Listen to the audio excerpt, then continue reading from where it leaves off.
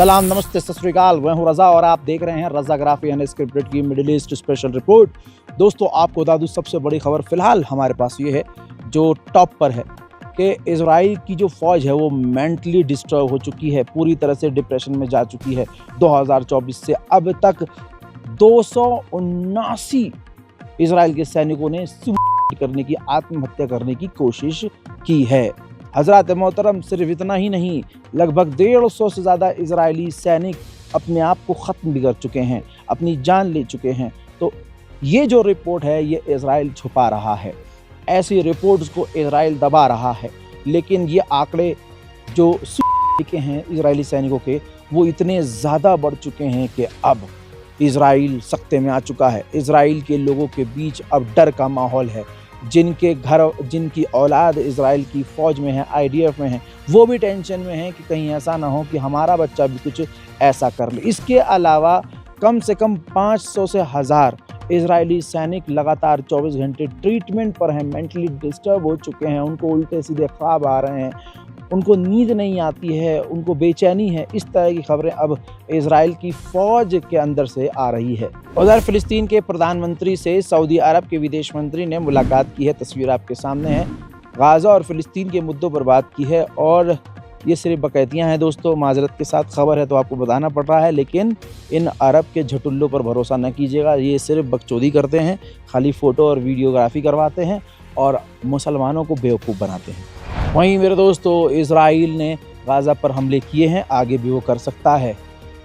टूटी हुई मस्जिदें अब आबाद करने की कोशिश तो की जा रही है, लेकिन इजराइल के मुंह पे तमाचा है कि इजराइल ने सोचा था कि अगर हम मस्जिद शहीद कर देंगे तो उस पर नमाज नहीं होगी, उस पर मुसलमान नहीं जाएगा। फ़िलिस्तीन के मुसलमानों से हम लोगों को सबक सीखना चाहिए। टूट चुकी है मस्जिद, शहीद हो चुकी है, लेकिन मलबे पर नमाज अदा की जा रही है।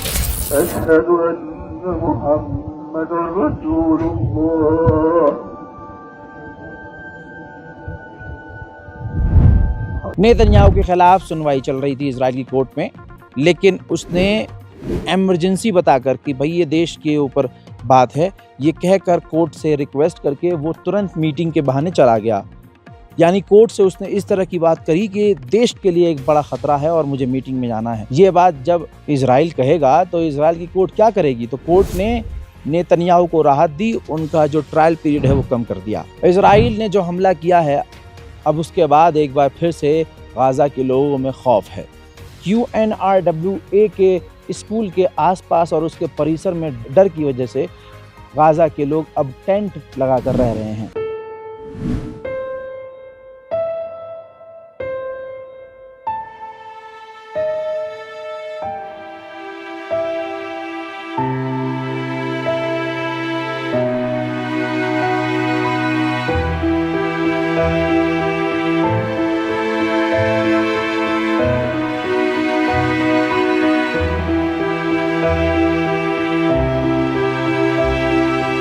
इसमें कोई दो राय नहीं है कि इजराइल इतना एडवांस है कि हम सोच भी नहीं सकते। इजराइल ने एक टूल बनाया था, एक सॉफ्टवेयर बनाया था, जिसके ज़रिए वो गाज़ा और फ़िलिस्तीन के इलाकों में जो लोग रहते हैं, यानी पूरा गाज़ा और पूरे फ़िलिस्तीन, वहाँ के लोग जो सोशल मीडिया पर, कोई भी सोशल मीडिया ऐप पर मौजूद थे और वो जो भी सोशल मीडिया पर लिख रहे थे, पढ़ रहे थे, देख रहे थे, पोस्ट कर रहे थे, उन सब पर नज़र रख रहा था इजराइल। ऐसी ख़तरनाक टेक्नोलॉजी बना ली थी इजराइल ने और वो इतनी कामयाब रही कि आज अमेरिका ने इजराइल से वो टूल ख़रीद लिया है। वहीं दूसरी तरफ इजराइल ने फ़िलिस्तीनियों की लाशों को जो है गाज़ा के हवाले किया है, जिसके बाद उन लाशों को पहचान पाना तो नामुमकिन था। उनको जैसे तैसे एक ही जगह दफना दिया गया है।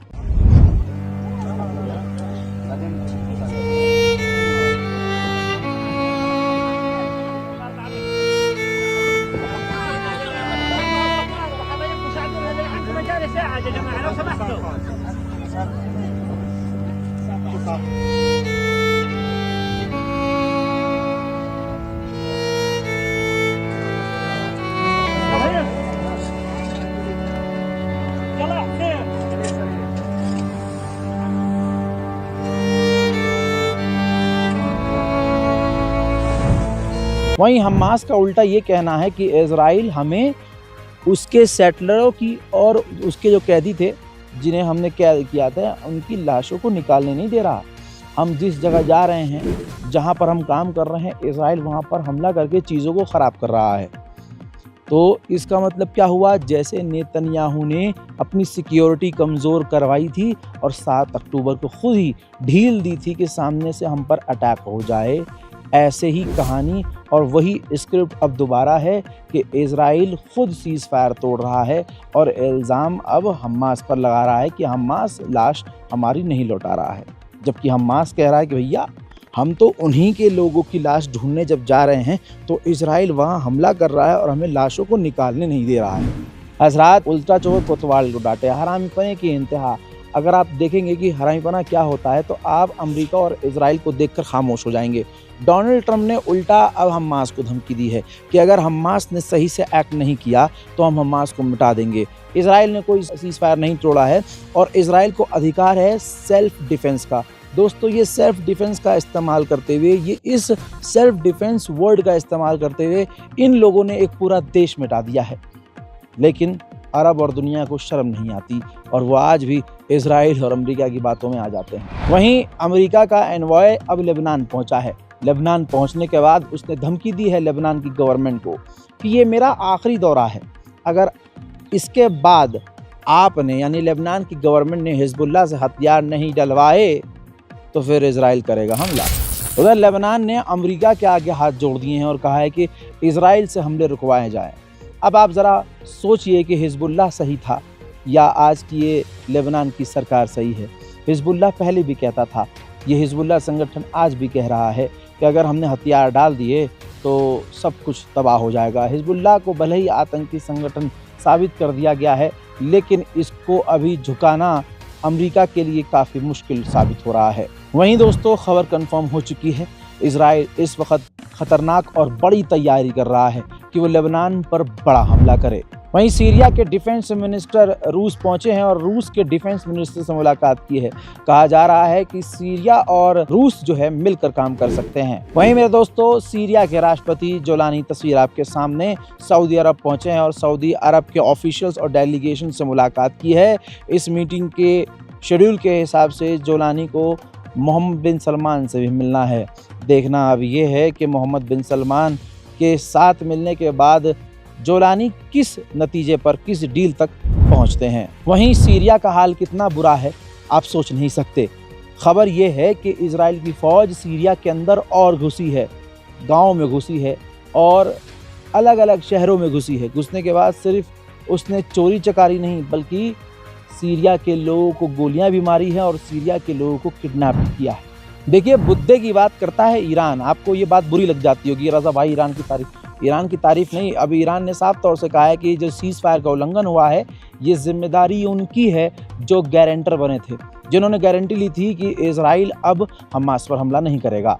तो बात उनसे करनी चाहिए। ईरान के नेशनल सिक्योरिटी काउंसिल के चीफ ने कहा है कि पाकिस्तान और सऊदी अरब ने जो डिफेंस डील की है इससे हमें काफ़ी खुशी है।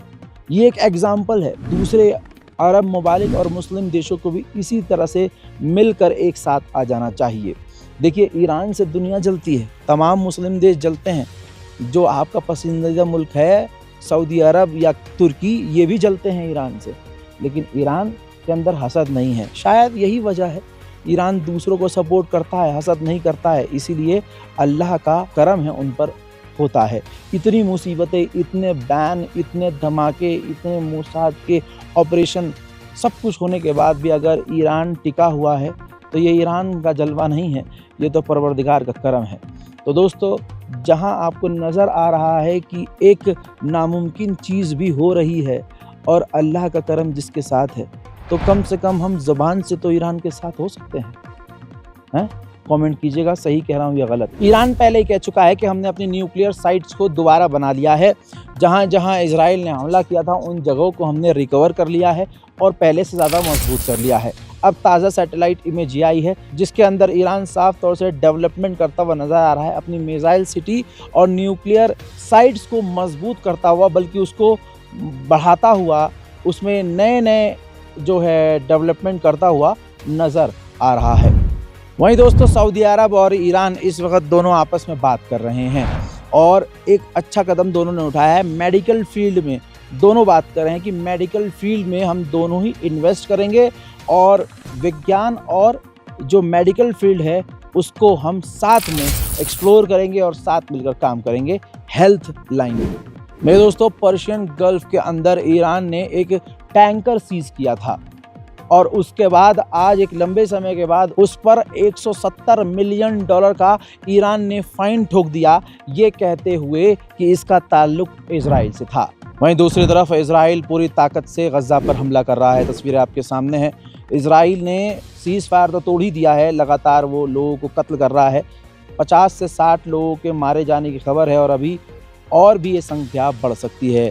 तो आधिकारिक तौर पर यह माना जा रहा है कि इजराइल ने सीज़ फायर तोड़कर सब कुछ खराब कर दिया है, लेकिन अरब ममालिक अभी भी पूरी तरह से खामोश हैं। हज़रात मोहतरम, मिडिल ईस्ट स्पेशल रिपोर्ट में, गाज़ा स्पेशल रिपोर्ट में इतना ही। इस रिपोर्ट को शेयर कीजिए, अपनी दुआओं में याद रखिए, चैनल को सब्सक्राइब कीजिए। जय हिंद।